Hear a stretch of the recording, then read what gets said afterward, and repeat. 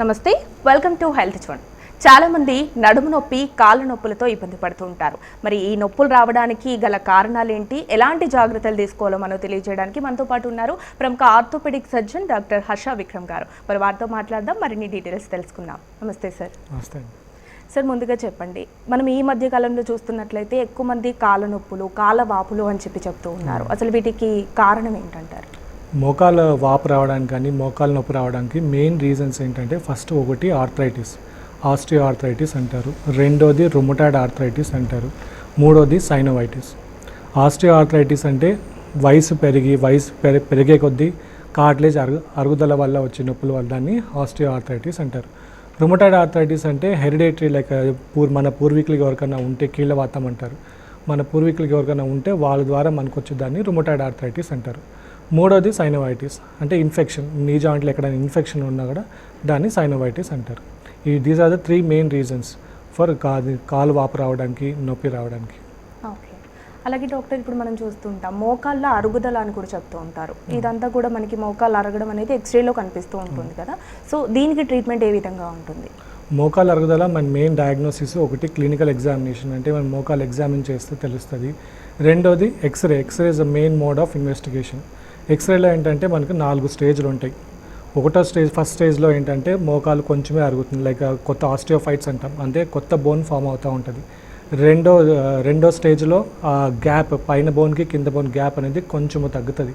అదే మూడో స్టేజ్లో అయితే బాగా గ్యాప్ అనేది చాలా తగ్గుతుంది.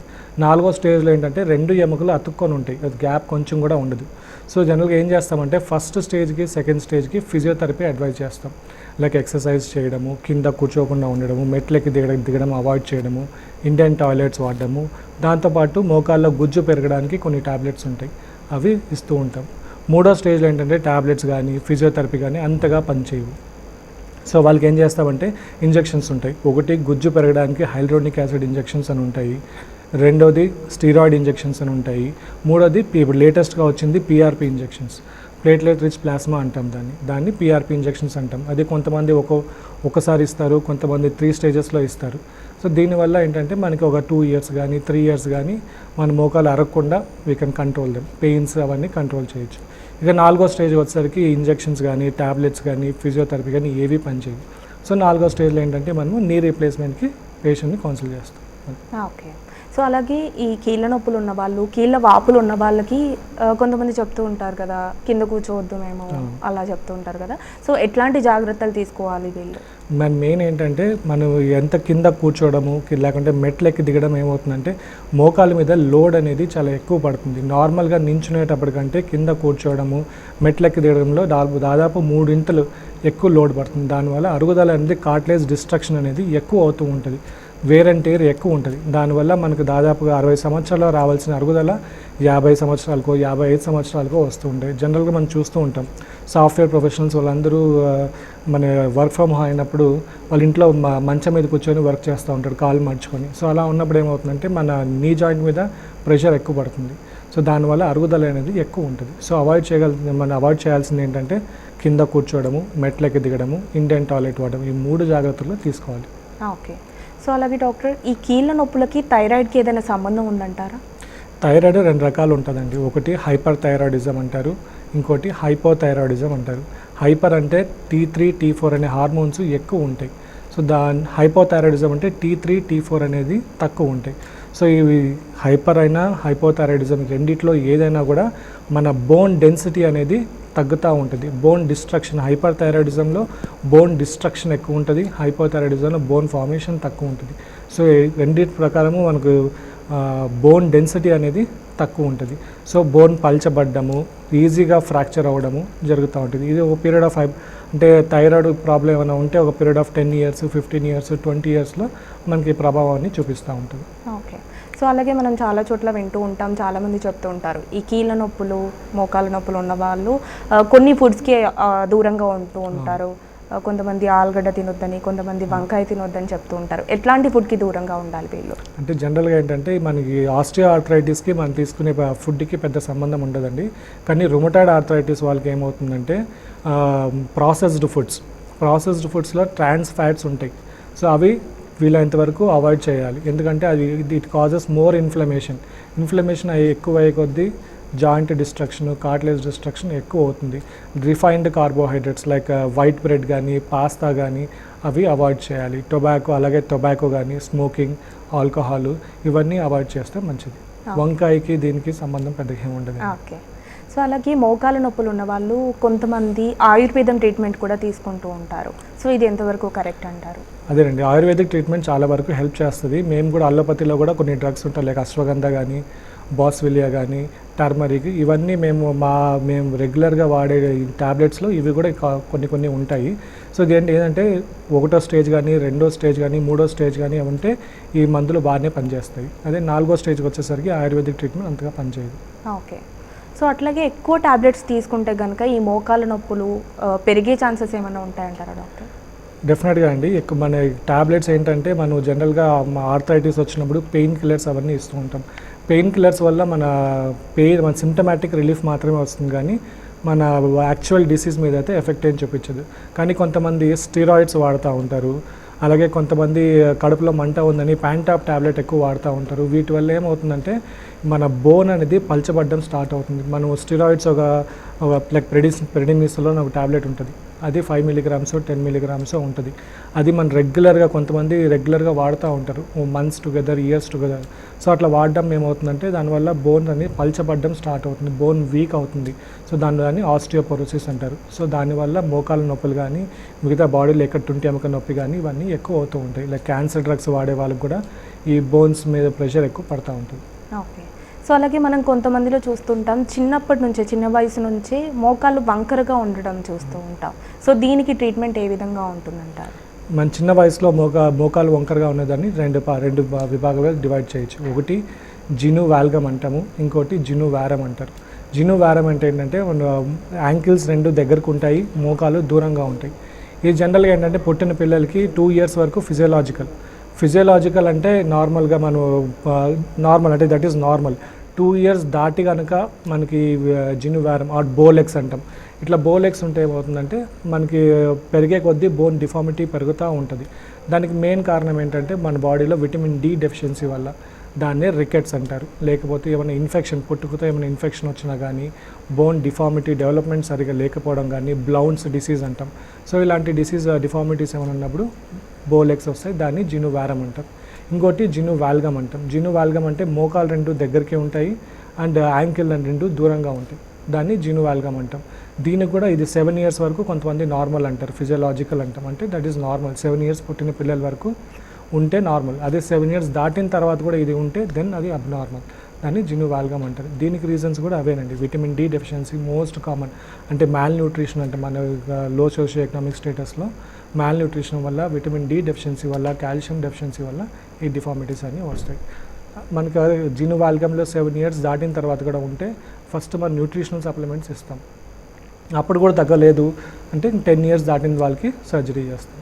అంటే జనరల్గా కొంతమందికి మోకాలు నొప్పులు అనేవి వస్తూ ఉంటాయి, ఒక్కొక్కసారి ఒక పీరియడ్ ఆఫ్ టైంలో వస్తూ ఉంటుంది కదా. సో ఇవి ప్రాపర్గా మోకాల నొప్పులే అని గుర్తుపట్టడం ఎలా గుర్తించాలంటే? అంటే వాళ్ళ మోకాల నొప్పులు ఏంటంటే మనకు లేచిన ప్రతిసారి నొప్పి రావడం కానీ, మెట్లెక్కి దిగిన ప్రతిసారి నొప్పి రావడం కానీ, లేకపోతే మనం రెగ్యులర్గా వాకింగ్ చేసేదానికంటే కొంచెం ఎక్కువ దూరం నడిచినా మనకి మోకాలు నొప్పులు వస్తున్నాయి అనుకుంటే, అండ్ ఏజ్ కూడా దానికి మనం కోరిలేట్ చేసుకోవాలి. మన ఏజ్ ఒకవేళ it is around nearing 40 years 50 years అంటే then we can correlate with osteoarthritis. అలా కాకుండా మన 25 yearsకి 30 yearsకే మనకు మోకాలు నొప్పులు వస్తున్నాయంటే అది అరుగుదల కాకుండా వేరే రీజన్స్ చాలా ఉంటాయి. లైక్ గుజ్జు తగ్గిపోవడం కానీ, మజిల్స్ వీక్ అవ్వడం కానీ, లేకుంటే బోన్ డిఫార్మిటీ రావడం కానీ అలా ఉంటాయి. ఓకే. సో అలాగే మోకాల నొప్పులు ఉన్నాయని తెలిసి కూడా చాలామంది నెగ్లెక్ట్ చేస్తూ ఉంటారు, డాక్టర్ దగ్గరికి వెళ్ళకుండా వాళ్ళకు తెలిసిన ఫుడ్ తీసుకుంటూ, కాల్షియం ఉన్న ఫుడ్ తీసుకుంటున్నాము అని అట్లా నెగ్లెక్ట్ చేస్తూ ఉంటారు. సో అలా నెగ్లెక్ట్ చేయడం వల్ల ఏమైనా ఇష్యూస్ వచ్చే ఛాన్సెస్ ఉంటాయి? నెగ్లెక్ట్ చేయడం అంటే మనం అర్లీగా డిటెక్ట్ చేయగలిగితే మనము స్టేజెస్ ఆఫ్ ఆర్థరైటిస్లో మనము ఆపగలం, అక్కడితో ఆపగలం. ఆల్రెడీ డ్యామేజ్ అయిన దాన్ని మనం ఏం చేయలేం, కానీ మనం ఫర్దర్గా డ్యామేజ్ చేయకుండా ఆపగలము. సపోజ్ పేషెంట్ 2nd stage ఉన్నారు, మన దగ్గర ప్రాపర్గా ట్రీట్మెంట్ తీసుకుంటే 2nd stage ఆపగలము. అలా కాకుండా మనం నెగ్లెక్ట్ చేయడము, మన సరైన జాగ్రత్తలు పాటించుకుంటూ ఉంటే మెల్లమెల్లగా ఆర్థరైటిస్ స్టేజెస్ అనేది పెరుగుతూ ఉంటుంది. ఒకసారి 4th stage వచ్చిందంటే మనకి ఎన్ని మందులు వాడినా, ఎన్ని టాబ్లెట్స్ తీసుకున్నా పెద్ద ఉపయోగం ఉండదు. ఓకే. సో అలాగే కాళ్ళ నొప్పులు మోకాళ్ళ నొప్పులు ఉన్న వాళ్ళు ఎవరైనా కూడా ఎక్సర్సైజ్కి దూరంగా ఉంటే మంచిదా, లేదు అంటే వాళ్ళకి కూడా ఎక్సర్సైజెస్ ఏమైనా ఉంటాయా చేయడం? డెఫినెట్గా అండి. స్టేజ్ 1 ఇందాక చెప్పినట్టు స్టేజ్ 1 స్టేజ్ 2లో రెగ్యులర్గా ఫిజియోథెరపీ రోజుకి 10 నుంచి 15 నిమిషాలు ఎక్సర్సైజ్ చేయగలిగితే, లైక్ మన క్వాడ్రిసెప్స్ అంటాం, ఈ థై మజిల్స్ని, ఆ మజిల్స్ స్ట్రెంగ్తన్ చేసుకోగలిగితే, లైక్ చైర్లో కూర్చొని చేసుకునే ఎక్సర్సైజ్లను అవి రెగ్యులర్గా 15 నిమిషాలు 20 నిమిషాలు చేయగలిగితే డెఫినెట్గా మనకి ఇంప్రూవ్మెంట్ అనేది కనిపిస్తుంది. ఓకే. సో అలాగే నడుము నొప్పి మోకాలు నొప్పికి ఏమైనా సంబంధం ఉంటుందా, వీటికి ఇంటర్లింక్ ఉంటుందా? జనరల్గా ఏంటంటే నడుము నొప్పి ఉన్న వాళ్ళకి జనరల్గా వాళ్ళు ఏంటంటే కొంతమంది డిస్క్ ప్రాబ్లంతో ఉంటారు. వాళ్ళు వంగి నడుస్తారు, ఒక సైడ్కి వంగి నడుస్తారు. వాళ్ళకి ఏంటంటే స్ట్రైట్గా నించుంటే పెయిన్ వస్తూ ఉంటుంది. సో ఒకవైపు వంగి నడుస్తూ ఉంటారు. వాళ్ళకి అటు సైడ్ మీద ఉన్న నీ జాయింట్ మీద ప్రెషర్ ఎక్కువ పడుతూ ఉంటుంది. కొంతమంది స్కోలియోసిస్ ఉంటుంది, అంటే బై బర్త్ స్పైన్ డిఫార్మ్డ్గా ఉంటుంది, అలైన్మెంట్ ప్రాపర్గా ఉండదు, వాళ్ళకి ఒక సైడ్ వంగి నడుస్తూ ఉంటారు. ప్లస్ కొంతమందికి మజిల్స్ అనేది స్పైన్ ప్రాబ్లం వల్ల మజిల్ వీక్నెస్ కానీ, పోస్చర్ సరిగా లేకపోవడం వల్ల కానీ, దానివల్ల ఏమవుతుందంటే మోకాళ్ళ మీద ప్రెషర్ ఎక్కువ పడుతుంది, లోడ్ ఎక్కువ పడుతుంది. దానివల్ల ఆర్థరైటిస్ అనేది కొంచెం అర్లీగా రావచ్చు. ఓకే. సో అలాగే రుమటాయిడ్ ఆర్థరైటిస్ ఉన్న వాళ్ళు చింతపండు, క్యారెట్ ఇట్లాంటి ఫుడ్ తినకూడదు అంటారు, ఎంతవరకు కరెక్ట్ డాక్టర్? అలా ఏముండదండి. మనం బయట ఫుడ్ అంటే మనం జంక్ ఫుడ్ తినకుండా ఉంటే దట్ ఈస్ ఆల్వేస్ బెటర్. మన ఇంట్లో రెగ్యులర్గా ఏ ఫుడ్ చేసినా కూడా ఇంట్లో తినే పదార్థాల వల్ల మనకి ఏ ప్రాబ్లము రాదు. ఇందాక చెప్పినట్టు ప్రాసెస్డ్ ఫుడ్స్ కానీ, కార్బోహైడ్రేట్స్ ఎక్కువ కార్బోహైడ్రేట్స్ ఉన్న ఫుడ్, రిఫైన్డ్ కార్బోహైడ్రేట్స్ లేకపోతే ఫ్యాట్స్ ఉన్న ఎక్కువ ఫుడ్ తీసుకోవడం మంచిది కాదు. ఓకే. సో అలాగే ఊబకాయంతో ఇబ్బంది పడుతూ ఉంటారు చాలామంది. సో ఇది జాయింట్ పెయిన్స్ ఉన్న వాళ్ళకి ఏమైనా ఇబ్బందిగా ఉంటుందంటారా? డెఫినెట్గా అండి. మన ఒబేసిటీ వలన వెయిట్ ఎక్కువ అవడం వల్ల మన మోకాళ్ళ మీద ప్రెషర్ ఎక్కువ పడుతూ ఉంటుంది. సపోజ్ మనం ఒక 10 pounds ఓవర్ వెయిట్ ఉన్నాం అనుకోండి, దాదాపుగా మన నడిచే ప్రతి నడకకి 30 to 60 pounds of weight joint మీద ఎక్కువ పడుతుంది. సో వేర్ అండ్ టేర్ అనేది ఎక్కువ ఉంటుంది, కార్టిలేజ్ డిస్ట్రక్షన్ అనేది ఎక్కువ ఉంటుంది, ఆర్థరైటిస్ అనేది ఒక 10 సంవత్సరాల ముందే మనకు వచ్చే ఛాన్సెస్ ఎక్కువ ఉంటుంది. సో అందుకే పేషెంట్లు అందరికీ చెప్తూ ఉంటాము, వీలైనంత వరకు వెయిట్ తగ్గించుకోవడానికి ట్రై చేయండి అని చెప్తూ ఉంటాం. పేషెంట్స్ ఏమంటారు, సార్ వెయిట్ తగ్గించుకోవడానికి ట్రై చేయి, వాకింగ్ చేస్తే మళ్ళీ కీళ్ళ నొప్పులు వస్తాయంట. సో దానికి ఏం చేయాలంటే మన ప్రాపర్ ప్రోటోకాల్ ఫాలో చేయాలి. ఫస్ట్ ఫిజియోథెరపీ చేసుకొని మజిల్స్ అన్నీ స్ట్రెంథెన్ చేసుకొని దెన్ మెల్లగా వాకింగ్ చేసుకుంటూ, వాకింగ్ అంటే మన diet important. Proper diet, lifestyle modification, ఎక్కువసేపు నైట్ ఎక్కువ లేట్ మేల్కోకుండా ప్రాపర్ లైఫ్ స్టైల్ మోడిఫికేషన్ చేసుకుంటూ ఉంటే వెయిట్ లాస్ అనేది అవుతుంది, మోకాల మీద ప్రెషర్ కూడా తగ్గుతుంది. ఓకే. అంటే జనరల్గా వెయిట్ ఎక్కువగా ఉన్న వాళ్ళలోనే మోకాల నొప్పులు చూస్తుంటారా డాక్టర్? అలా ఏం లేదండి. చాలా సన్నగా ఉన్న వాళ్ళు, అంటే దాదాపు 50 kgs 40 kgs ఉన్న వాళ్ళకు కూడా ఆర్థరైటిస్ అనేది వస్తుంది. ఇది ఏంటంటే కొంతమందికి వాళ్ళ పేరెంట్స్కి ఉంటే కూడా ఛాన్సెస్ ఒక 10% ఛాన్స్ ఉంటుంది. వాళ్ళ లైఫ్ స్టైల్, వాళ్ళు ఏం చేస్తారు, వాళ్ళ ఆక్యుపేషన్ ఏంటి, కింద కూర్చొని పని చేస్తున్నారా లేకుంటే ఎలా పని చేస్తున్నారు, దాని మీద కూడా డిపెండ్ అయి ఉంటుంది. Obesity is one of the reason for osteoarthritis. అలా అని ఒబేసిటీ వల్లే వస్తుందని లేదు. ఓకే. సో ఈ మోకాల నొప్పులు కానీ నడుము నొప్పి కానీ ఉన్న వాళ్ళలో ఎర్లీ స్టేజ్లో కనుక మనం గుర్తుపడితే టాబ్లెట్స్ వాడకుండా, మెడిసిన్కి వెళ్ళకుండా ఎక్సర్సైజెస్తో ఏమైనా మనం తగ్గించే ఛాన్సెస్? డెఫినెట్గా అండి. ఫస్ట్ స్టేజ్ 1లో అయితే డెఫినెట్గా మనం ఫిజియోథెరపీ చేస్తున్న రోజులు మన మోకాల మీద ప్రెషర్ అనేది పడదు, టాబ్లెట్స్ కూడా వాడాల్సిన అవసరం పడదు. ఓన్లీ మన స్టేజ్ 2 వరకు అయితే మనకి ఫిజియోథెరపీతో పాటు టాబ్లెట్స్ వాడితే కూడా అడిషనల్ బెనిఫిట్ ఉంటుంది. ఓకే. సో అట్లాగే చింతగింజలు తింటే గనక మోకాలలో గుజ్జు పెరుగుతుంది అంటారు, సో ఎంతవరకు కరెక్ట్ అంటారు? అంటే ఎవరి నమ్మకాలు వాళ్ళది, కానీ కరెక్ట్గా, కానీ చింతగింజలు తినడం వల్ల మోకాల్లో గుజ్జు పెరగడం అనేది అంత కాల్షియం ఉంటుంది అని అంటారు కదా, అందులో కాల్షియం పెరగడం వల్ల మోకాల్లో గుజ్జు పెరగదు. కాల్షియం వేరు, మన జాయింట్లో ఉన్న ఫ్లూయిడ్, సైనోవియల్ ఫ్లూయిడ్ అంటాం, హైల్రోనిక్ యాసిడ్ ఉంటుంది, కాంట్రైటిన్ సల్ఫేట్ అంటాం, అది వేరు. సో మన కాల్షియం పెరిగినంత మాత్రాన మోకాల్లో గుజ్జు పెరగడం అనేది జరగదు. ఓకే. సో మోకాళ్ళ సర్జరీ కూడా చేస్తూ ఉంటారు కదా డాక్టర్, ఎట్లాంటి స్టేజ్లో సర్జరీ ప్రిఫర్ చేస్తారు? జనరల్గా మన మోకాళ్ళ సర్జరీ నీ రీప్లేస్మెంట్ చేసేది యూజువలీ 4th స్టేజ్లో. అంటే పేషెంట్ మన మెయిన్ ఇండికేషన్ ఏంటంటే మనకి ఎక్స్రే చూసి 4వ స్టేజ్లో ఉంది సర్జరీ చేయాలని కాదు. పేషెంట్ ఎప్పుడైతే తన రోజువారీ పనులు తను చేసుకోలేకపోతున్నారో అప్పుడు మనం సర్జరీ చేయాలి. లైక్ ఇక్కడ బెడ్ మీద లేచి బాత్రూమ్కి వెళ్ళలేకపోతున్నాను, నా సొంత పనులు నేను చేసుకోలేకపోతున్నాను అన్న రోజు ఆపరేషన్ ప్లాన్ చేసుకోవాలి. ఎక్స్రేలో 4వ స్టేజ్ కనిపించినంత మాత్రాన సర్జరీ కంపల్సరీ చేయాలని రూల్ ఏం లేదు. చాలామంది 4వ స్టేజ్లో ఉన్నా కూడా వాళ్ళ పనులు వాళ్ళు బ్రహ్మాండంగా చేసుకుంటూ ఉంటారు. So the main indication is pain బాగా ఉంది, సొంత పనులు కూడా చేసుకోలేనప్పుడు you have to go for surgery. Okay. So ఈ మోకాల సర్జరీ అయిన వాళ్ళు ఎట్లాంటి జాగ్రత్తలు తీసుకోవాలంటారు? మోకాల్ సర్జరీ అనేది జనరల్గా 2 స్టేజెస్ అండి. ఒకటి మోకాల సర్జరీ, రెండోది physiotherapy. Surgery is very easy part, అంటే for doctor as well as the patient. మోకాల్ surgery only 50%, remaining 50% is physiotherapy. చాలామంది ఏం చేస్తారు, మోకాల సర్జరీ చేయించుకొని అయిపోయింది, నొప్పి తగ్గిపోతుంది అనుకుంటారు. కానీ సర్జరీ చేయించిన తర్వాత కూడా దాదాపుగా 10 to 15 days ఫిజియోథెరపీ రోజు చేయాలి. చాలామంది చెప్తూ ఉంటారు, మా పేషెంట్లు నా దగ్గరకు వచ్చినప్పుడు, సార్ మా ఇంటి పక్కన వాళ్ళు చేయించుకున్నారు, ఫెయిల్ అయింది, మరి నేను చేయించుకోవాలా వద్దా అని అడుగుతూ ఉంటారు.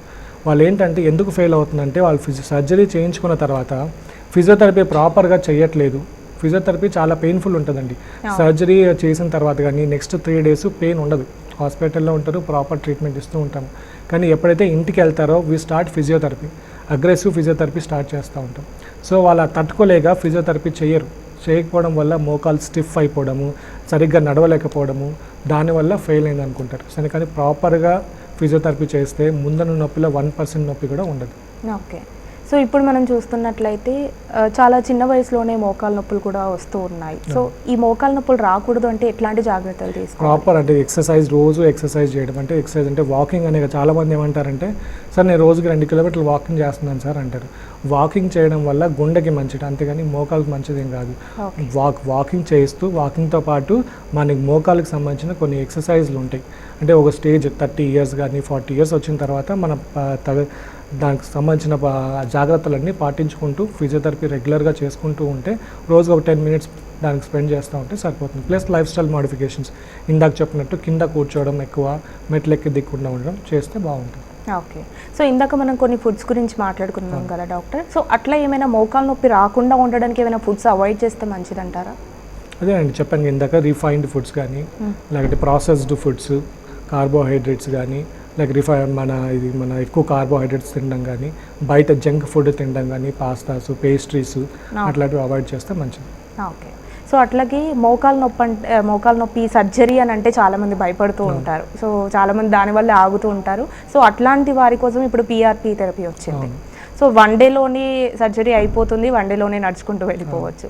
సో ఇది ఎంతవరకు యూస్ఫుల్గా ఉంటుందంటారు? అంటే లైఫ్ టైం ఉంటుందా అది?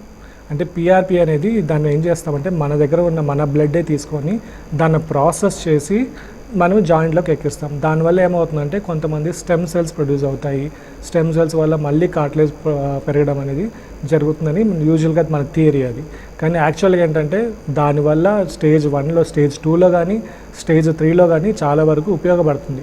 కానీ ఎప్పుడైతే కంప్లీట్గా కార్టిలేజ్ డ్యామేజ్ అయిపోతుందో దానికి PRP అనేది అంతగా హెల్ప్ అవుతుంది. PRP కూడా సర్జరీ ఏం కాదు, అది జస్ట్ లైక్ ఇంజెక్షన్. నార్మల్గా మన జాయింట్లో మన నడుముకి ఇచ్చే ఇంజెక్షన్ లాగే మన PRP దాన్ని మనం ప్రాసెస్ చేసి మన నీ జాయింట్లో ఇస్తాం.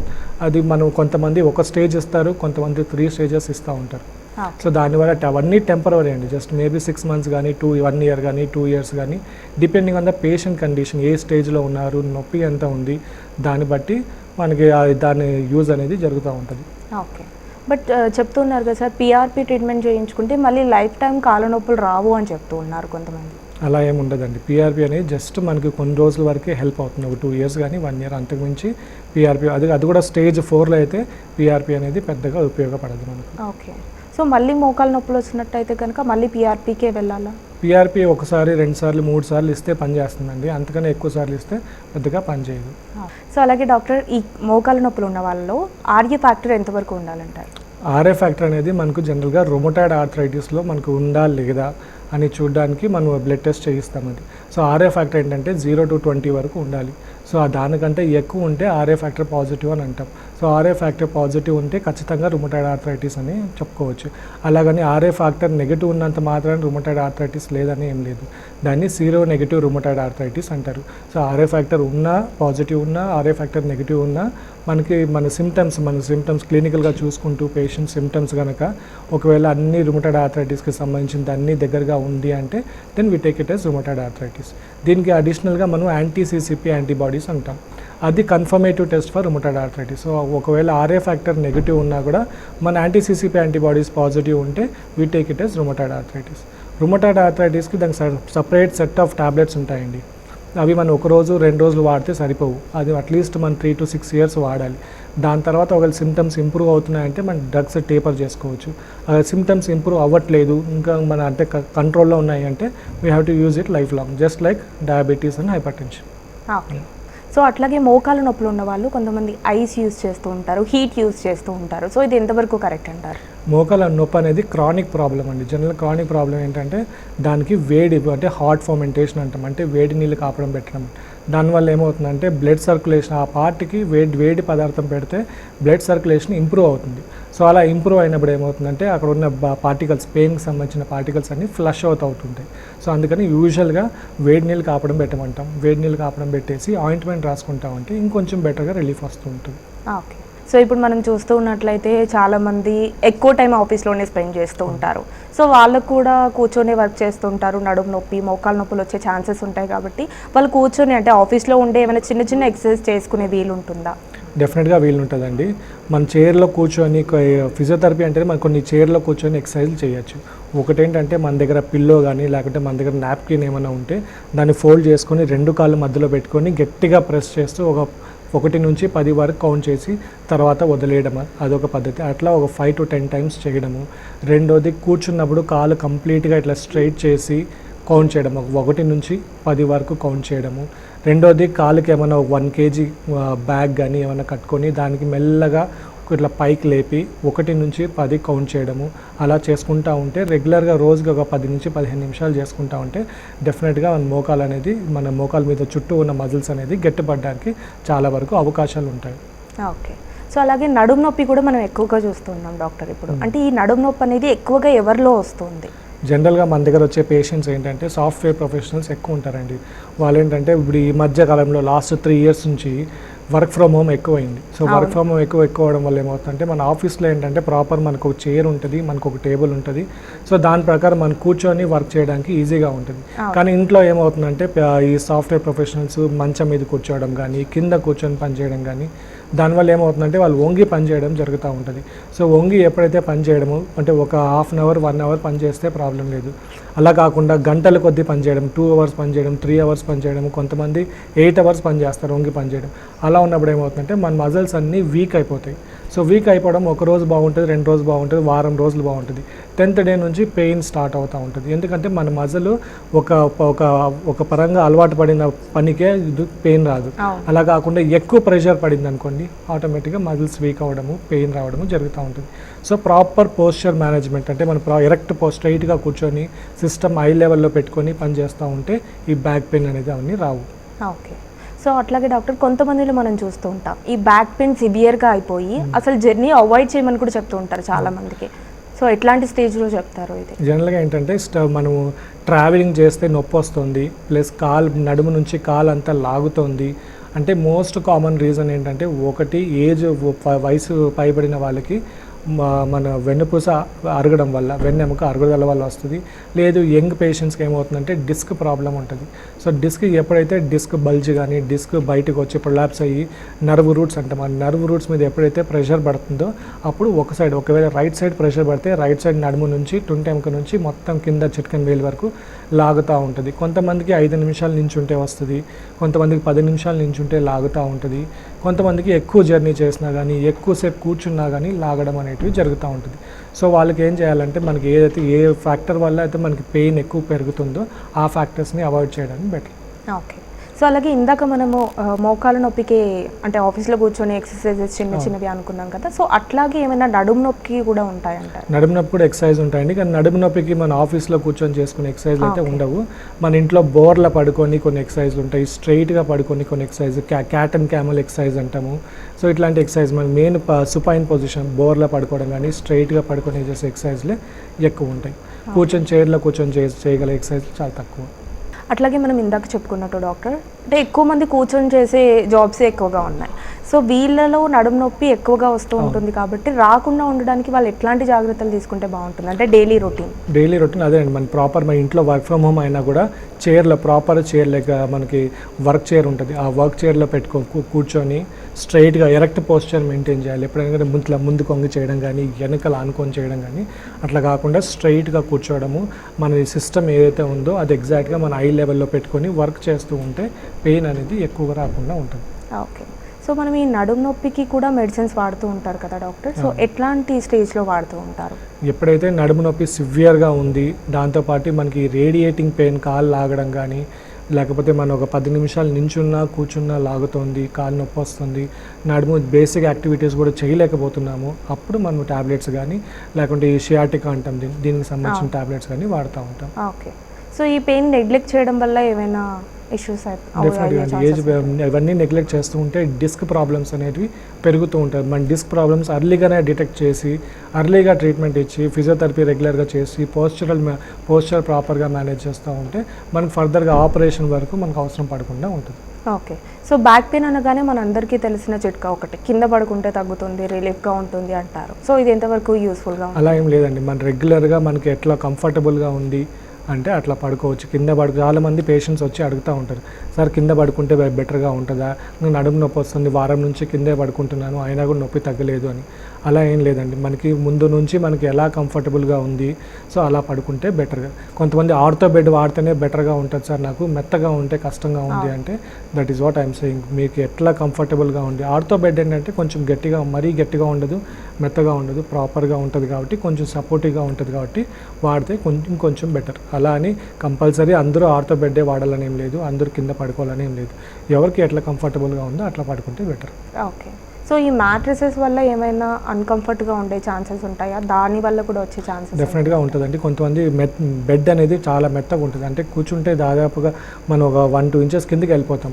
అలాంటి బెడ్స్ మీద పడుకోవడం వల్ల ఏమవుతుందంటే బ్యాక్ మీద ప్రెషర్ అన్ఈవెన్గా ప్రెషర్ డిస్ట్రిబ్యూట్ అవుతుంది, దానివల్ల పెయిన్ వచ్చే ఛాన్సెస్ ఎక్కువ ఉంటుంది.